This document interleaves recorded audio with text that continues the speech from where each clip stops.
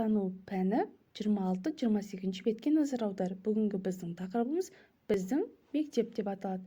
Балалар, сен мектептің қандай болатын? Онда кімдер жұмыс істейтінін білесің бе? Иә, дұрыс айтасыңдар.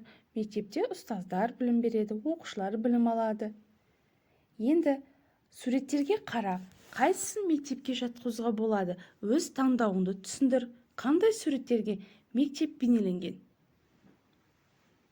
Мектеп сөзі балалар араб тілінен алынған, жазу жазатын орын деген ұғымды білдіреді.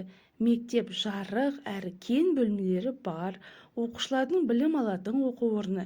Біз сондай мектептерге шолу жасап көрейік. Балалар, мектепте бізде спорт зал, кітапхана, асхана, дәрігерлер бөлмесі қайда орналасатын? Біз өте жақсы білеміз. Мектептегі негізгі тұлға мұғалім. Ол білім берумен қатар ізденуге үйретеді, тәлім тәрбие береді, бағыт-бағдар береді. Енді балалар, мектепте тағы қандай мамандық иелері жұмыс істейді? Олар қандай қызмет атқарады? Кәне ойланып көрейікші. Дене шынықтыру ағайы бар, аспазшымыз бар, және пән мұғалімдері бар, ағылшын, орыс тілі, информатика пәндерінен беретін мұғалімдеріміз жұмыс жасайды. Мектепке әр бала не үшін келеді, балалар? Ойланып сұраққа жауап беріп көрейікші.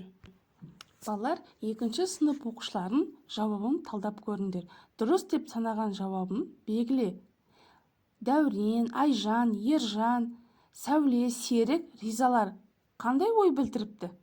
Қалай ойлайсыңдар? Адам не үшін білім алуы керек? Мектептегі өзінің таныс бөлмелерін ата, олардың неге қажет екенін түсіндіріп көр. Мектептен қандай білім алып, тағы нені үйренгің келеді? Сыныптастарымен өз арманың жайлы ой бөліс.